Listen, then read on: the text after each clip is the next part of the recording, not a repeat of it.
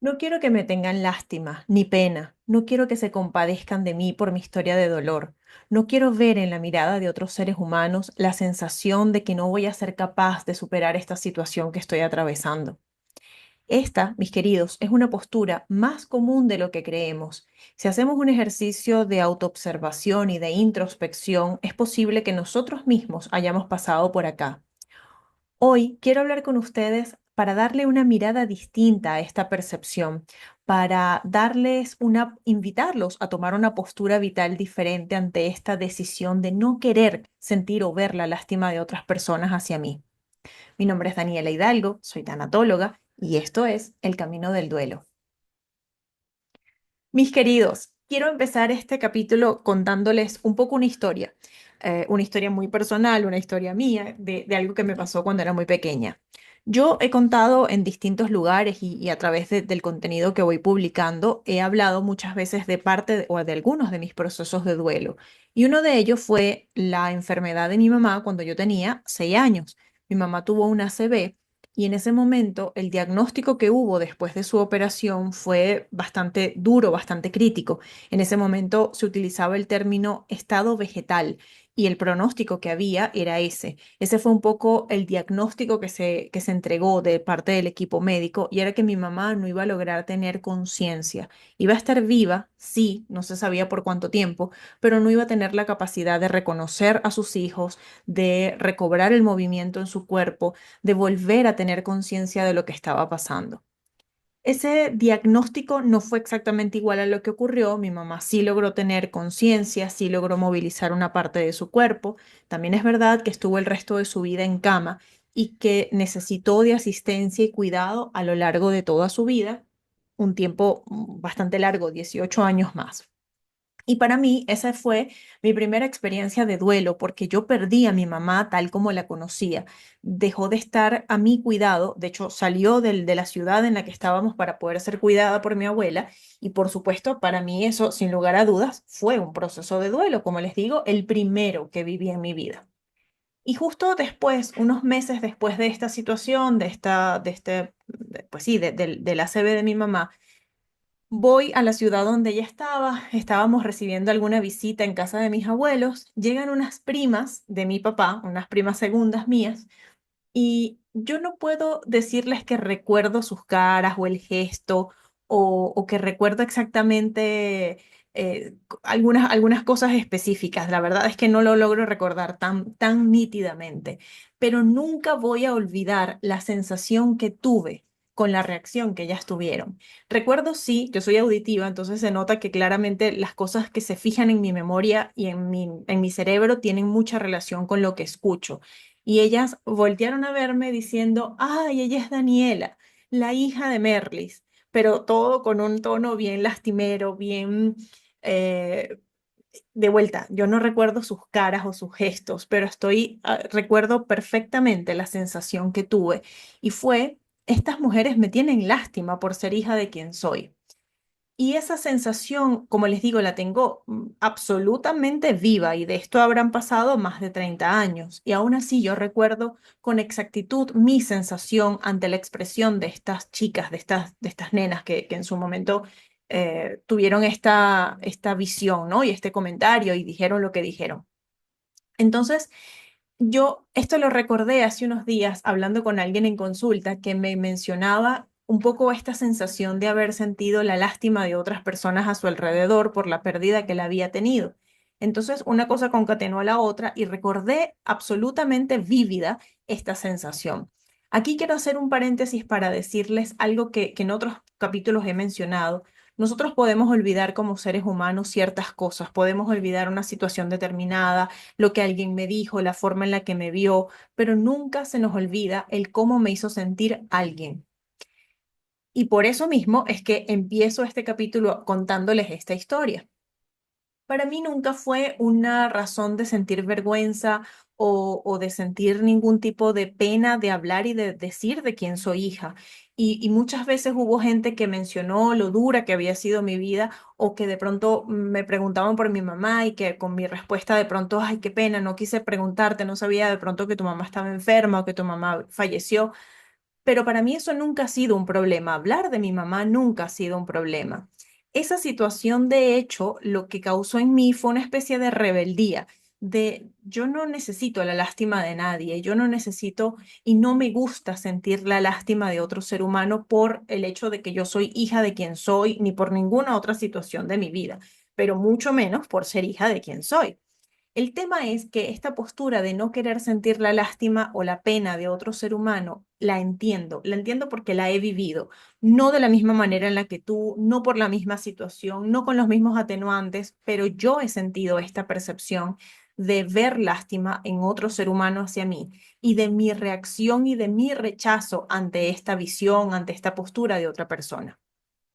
Ahora, en algunos ejemplos de estas situaciones, de pronto, pues sí, cuando una persona pequeña, en mi caso yo tenía 6 años cuando esto pasó, gente que de pronto vive una separación de pareja y que entonces ven a la mujer como la más débil de la relación, la que de pronto no lo va a lograr.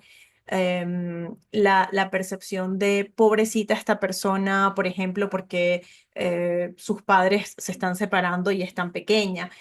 Todas estas situaciones en donde siento que hay alguien vulnerable evocan y de alguna manera reflejan, en algunos casos, la lástima o la pena de algún ser humano. Ahora bien, muchas veces esta situación, vernos envueltos en esta mirada, hace que tomemos la decisión de no conectar con lo que sentimos, de avergonzarnos y de no querer demostrar nuestra vulnerabilidad. Porque si alguien me vio con una mirada de lástima cuando yo lloraba, prefiero no volver a llorar. Porque si alguien me dijo, pobrecita tú, que eres la hija de Merlis, entonces yo prefiero no decir de quién soy hija. O prefiero no decir lo que me duele de la enfermedad de mi mamá para que nadie sienta lástima por mí. O puedo tomar la postura de tengo que ser fuerte y nunca demostrar que algo me afecta o que algo me duele. Entonces comienzo a divorciarme de lo que soy como ser humano, a tener una exigencia sobre mí que no es natural, porque lo natural de un ser humano es sentir. Somos seres que sentimos cosas. Y nuestras emociones, nuestras sensaciones son simplemente una respuesta a algo que estoy pensando, a un pensamiento al que le estoy dando mi atención sostenida. Por lo tanto, las sensaciones y las emociones son absolutamente naturales.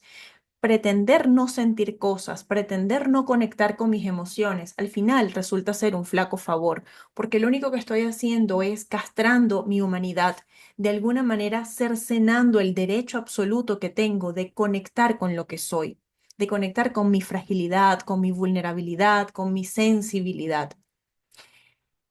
Y entiendo perfectamente que no nos gusta ser vistos con lástima. Hay gente que logra conectar con la compasión, que es esta capacidad de empatizar, de poder intentar entender un poco la postura de la otra persona. La lástima es otra cosa. La lástima tiene que ver con no creo que lo vayas a lograr y me compadezco de tu imposibilidad de lograr algo.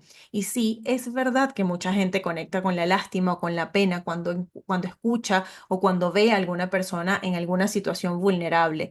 Hay gente que dice, no llores porque si tú lloras, yo lloro. Por favor, no te pongas así, no quiero verte llorando. Todas estas expresiones tienen mucho que ver con no estoy logrando sostenerte, no sé qué hacer con tu dolor.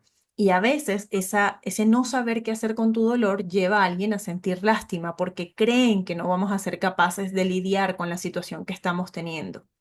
Entonces, acá va la piedra angular de este capítulo. La sensación de lástima que alguna persona pueda tener por ti no tiene nada que ver contigo, tiene todo que ver con esa persona. Recuerden que los seres humanos no tenemos verdades, sino percepciones de una realidad.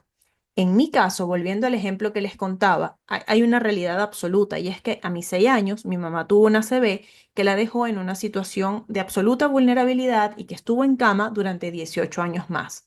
Es un hecho absoluto que a mis 6 años yo de alguna forma perdí la figura de mi mamá. Ese es un hecho, eso es lo que efectivamente pasó. Ahora, ante esa realidad, cuando alguien la escucha, inmediatamente va a pasar esta realidad por el filtro de sus creencias, va a buscar alguna referencia en su historia vital que le permita concatenar mi situación con algo que ellos hayan vivido. Y como resultado de esos dos filtros, que es mis creencias y mi interpretación de la realidad o mis historias vitales previas, yo voy a tener un resultado. Ese resultado va a ser qué creo yo, cuáles son mis juicios, cuál es mi perspectiva de esta situación. Y en el caso de estas primas fue decir, ay, ella es la hija de Merlis, con aquel tono lastimero que, insisto, lo tengo demasiado grabado. Hoy por hoy no tengo ningún resentimiento con ninguna de ellas. De hecho, si llegan a escuchar este capítulo en algún lugar, ni siquiera sé si ellas se acordarán de eso. Yo sé quiénes son, pero no sé si ellas siquiera recuerdan haber dicho eso, ¿no? O haber utilizado ese tono. Pero lo cierto es que yo no tengo ningún tipo de resentimiento, porque hoy por hoy además entiendo. En ese momento me generó incomodidad, me molestó, me rebelé ante esta eh, percepción y de hecho creo que por eso nunca tuve como mayor feeling con ellas, ¿no? Pero hoy por hoy, habiendo crecido, habiendo aprendido un montón de cosas, no puedo sino verlas con amor. Porque este es el punto. Ellas no me vieron a mí desde la lástima porque yo haya generado lástima en ellas, sino porque esa es la interpretación que ellas tuvieron de la realidad que estábamos viviendo como familia. Entonces, esto nunca tiene que ver contigo, siempre tiene que ver con la persona que siente esto. La percepción, una visión, la conjetura, el juicio que puedo tener de una situación determinada es solamente mi perspectiva, mi visión de las cosas, que vuelvo otra vez, es pasar una realidad, un hecho, una situación específica a través del filtro de mis creencias, buscar una referencia en mi propia historia vital y como resultado obtengo una determinada postura. Que alguien te caiga bien, que alguien te caiga mal, que alguien te parezca gracioso o no, que conectes con una persona, que sientas química con una persona o no, no tiene nada que ver con la otra persona, tiene todo que ver contigo y con tu interpretación de ese ser humano. Entonces, a donde quiero llegar es que tú nunca vas a poder determinar quién pueda sentir lástima al verte o al conocer tu historia. Eso nunca ha dependido ni dependerá de ti, porque no tiene que ver contigo, tiene que ver con esa persona. Por tanto, la idea, la postura de no querer conectar o no querer entrar en el mundo de la vulnerabilidad, al final no va a resolver el punto. Si alguien va a sentir lástima por ti, la va a sentir, independientemente de lo que sea que tú decidas hacer, porque no tiene que ver contigo, tiene que ver con esa persona. Entonces, no es tu trabajo intentar manipular la emocionalidad de otro ser humano. Tu trabajo es gestionar tu mundo emocional. Tu responsabilidad afectiva y emocional empieza y termina en ti. Tú no puedes hacerte cargo de las percepciones de otro ser humano, no te corresponde y eso es hermosamente liberador. Así como, si eres tú quien ha sentido lástima alguna vez por alguien, no es responsabilidad de la otra persona, del que llora, del que se aflige, del que grita de dolor, es tuya. Es tu responsabilidad gestionar esta sensación que estás teniendo, que no es ni buena ni es mala, es perfecta, porque al final todo lo que sentimos y dejamos de darle este sesgo de arriba, abajo, bueno, malo, este mundo de la dualidad y simplemente observamos sin juicios de valor, si a ti te genera lástima alguna situación es porque hay algo que está resonando en ti, hay alguna creencia que está detonando esta sensación, hay alguna historia en tu propia vida que está generando y proyectando lástima por esta sensación, por esta situación, perdón, que está ocurriendo.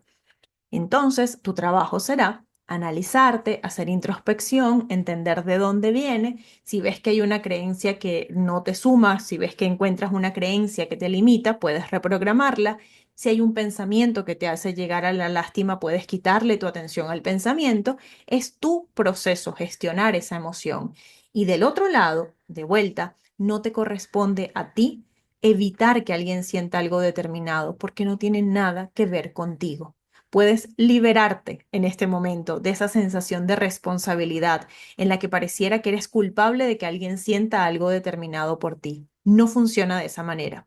Por tanto, esta postura de no quiero que me tengan lástima, la entiendo, la he vivido, pero no depende de ti, porque no tiene que ver contigo.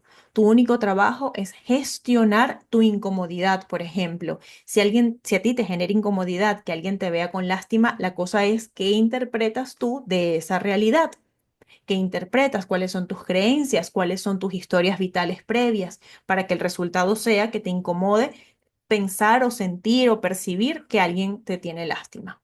Ese es tu trabajo, no atender la lástima del otro o evitar que el otro la tenga. Así que, mis queridos, este es un capítulo que invita totalmente a la reflexión, a la autoobservación y a la responsabilización. Responsabilízate de ti.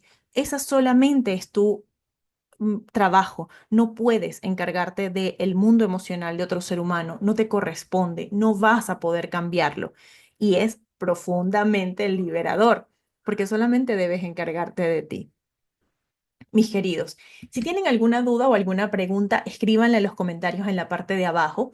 Abajo también van a encontrar las formas de ponerse en contacto conmigo para que puedan hacer trabajo de duelo individual, sesiones uno a uno. Van a encontrar en la parte de abajo mi WhatsApp para que puedan agendar 20 minutos y conversar.